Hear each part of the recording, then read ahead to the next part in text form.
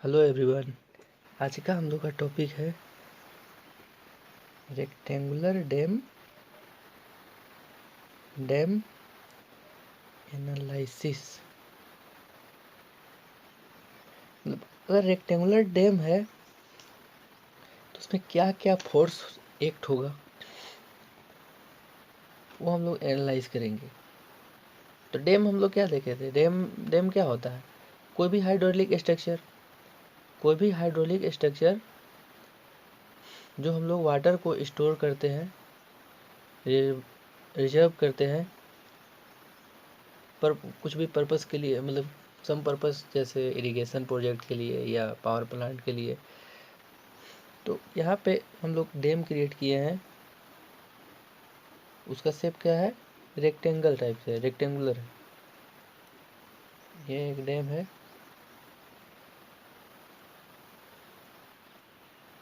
इधर वाटर यहाँ पे स्टोर हुआ है। इस वाटर का हाइट कितना है? h।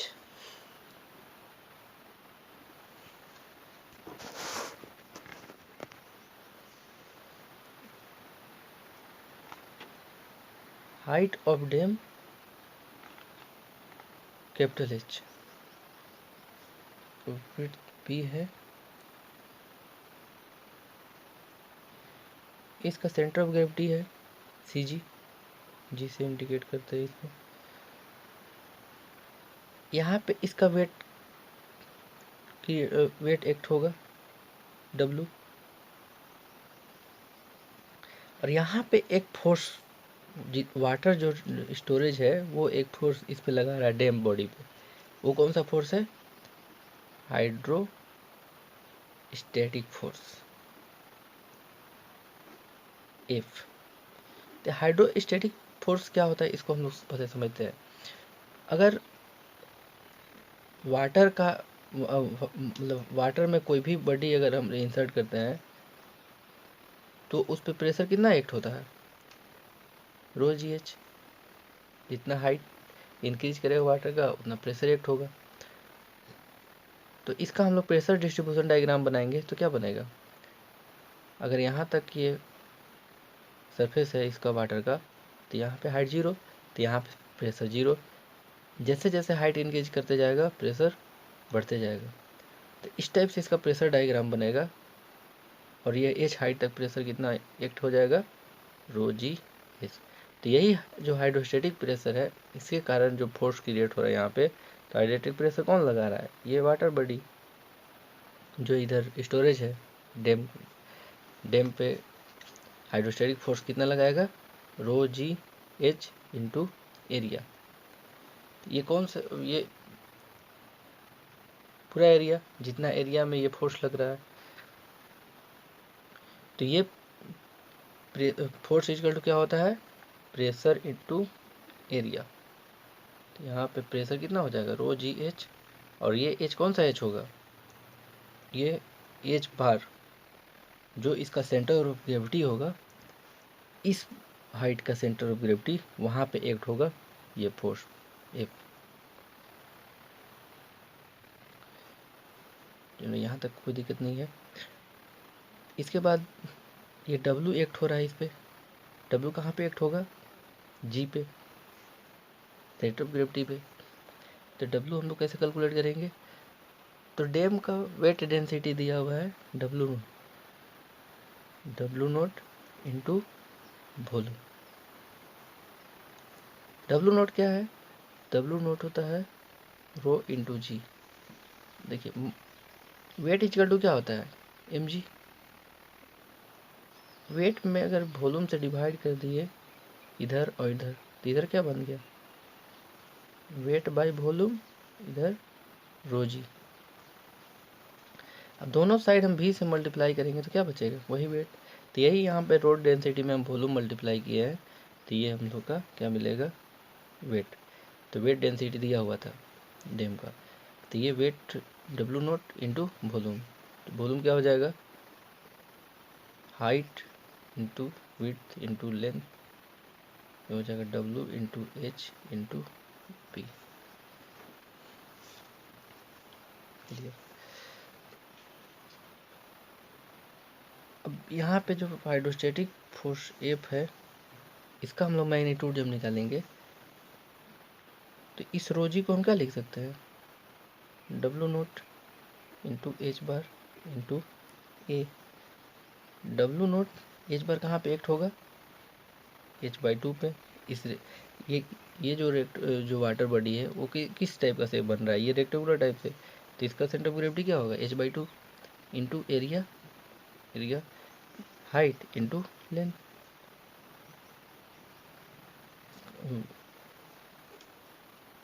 सॉरी, h इंटू इसका ये क्या हो गया, ये विड्थ हो गया, और ये इसका लेंथ जो होगा वो 1 इस वाटर बॉडी का, ये हो जाएगा W इंटू h²/2।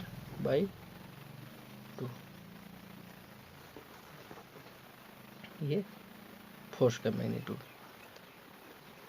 ये फोर्स कहाँ पे एक्ट होगा, ये हाइड्रोस्टैटिक प्रेशर एक्ट हो रहा है ये h/2 पे, और ये जो फोर्स है वो ये पूरा डैम बॉडी का सेंटर ऑफ ग्रेविटी पे एक्ट होगा।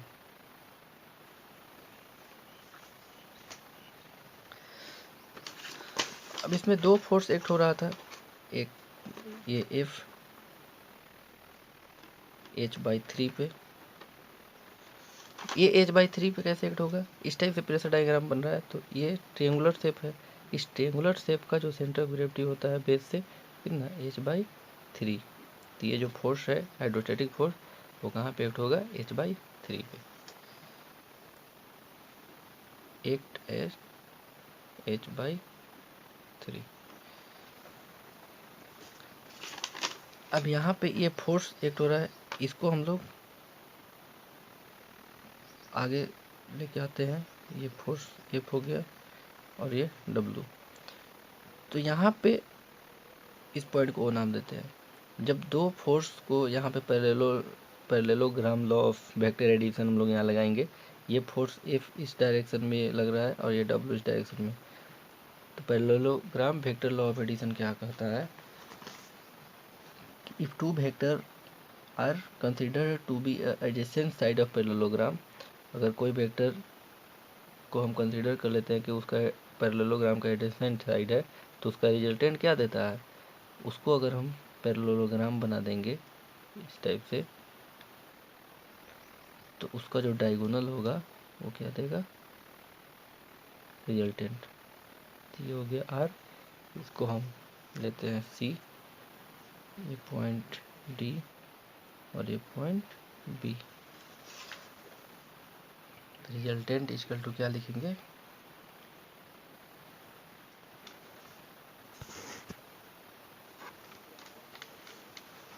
Resultant equal to √F² plus W²।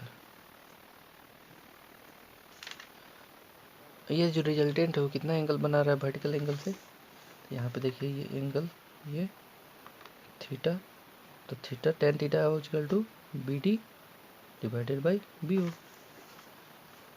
OB। तो यहाँ पे tan theta equal to BD divided by OB equal to BD कितना, BD को अगर हम लोग लिखेंगे तो यहाँ से देखिए BD, ये BD क्या है, यही F है ना, यहाँ से यहाँ तक इसका मैग्नीट्यूड F, ये F, और ये क्या है, ये W। तो F/W, OB ये W और ये F, ये BD।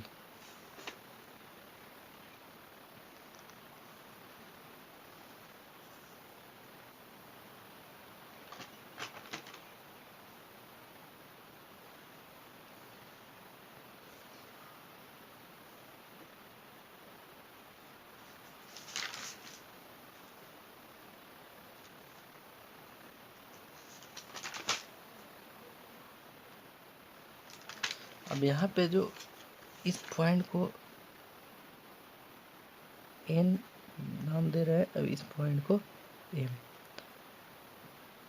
तो ये सेंटर ऑफ ग्रेविटी से जो W यहाँ पे एक्सीड हुआ, मतलब यहाँ पे जो एक्ट हो रहा है वो कितने डिस्टेंस पे एक्ट हो रहा है, ये x डिस्टेंस पे।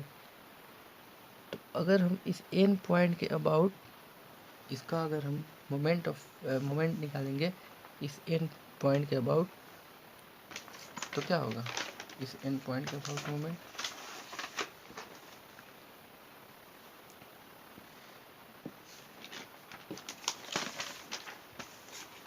ये देखिए ये एंड पॉइंट है इसके अबाउट, तो ये मोमेंट इस टाइप से, और ये एफ जो लग रहा है इस पॉइंट के अबाउट, ये क्लॉकवाइज और ये क्लॉकवाइज, तो दोनों मोमेंट क्या होगा?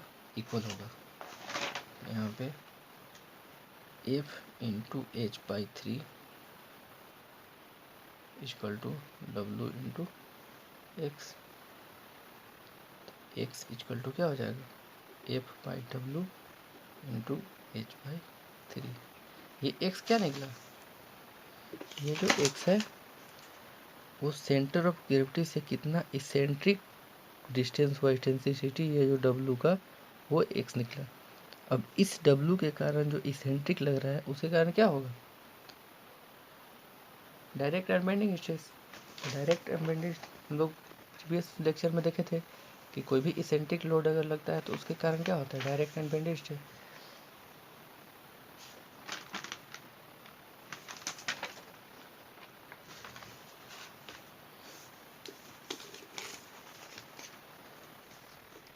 अब यहाँ पे इस डिस्टेंस को हम लोग क्या नाम देते हैं? यहाँ से ये टोटल डिस्टेंस जो हो गया, यहाँ से यहाँ तक ये डी है टोटल, जहाँ डब्लू एक्ट हो रहा है। यहाँ देखिए ये यहाँ से ये एन से एक्स है, और ये जो यहाँ से जो डिस्टेंस है इस पॉइंट से यहाँ तक, ये क्या है? डी डिस्टेंस है, ये एम पॉइंट तक।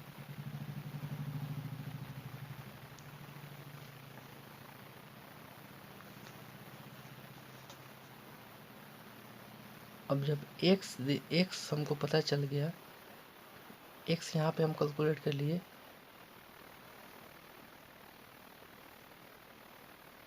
इसके बाद हम लोग क्या करेंगे? इस पूरे रेक्टेंगुलर का कितना है विड्थ? ये बी, तो ये यहाँ पे सेंटर ऑफ ग्रेविटी तक इसका कितना डिस्टेंस होगा? बी बाई 2, और यहाँ से यहाँ तक क्या है? ये एक्स है, ये पूरा।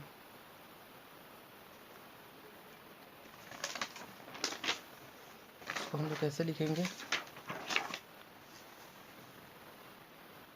एक्स इक्वल टू हम लोग का वैल्यू आ गया है F by W into H by 3,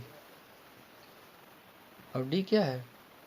distance between A and the point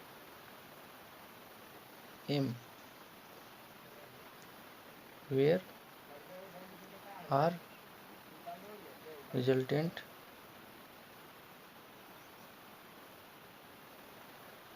cuts the base।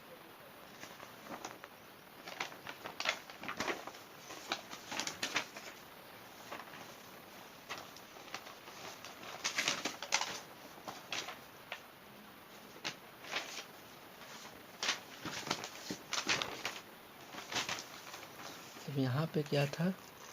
ये रिजल्टेंट जो कहाँ पे कट कर रहा है? ये इस पॉइंट पे। इस पॉइंट को हम क्या नाम दिए? एम, और इस पॉइंट को एन। यहाँ से यहाँ तक ये बी बाई 2 है, यहाँ से यहाँ तक एक्स है। ये एक्स ध्यान दीजिएगा, ये यहाँ एन से एम तक है, ये पूरा लेंथ तक नहीं है। ये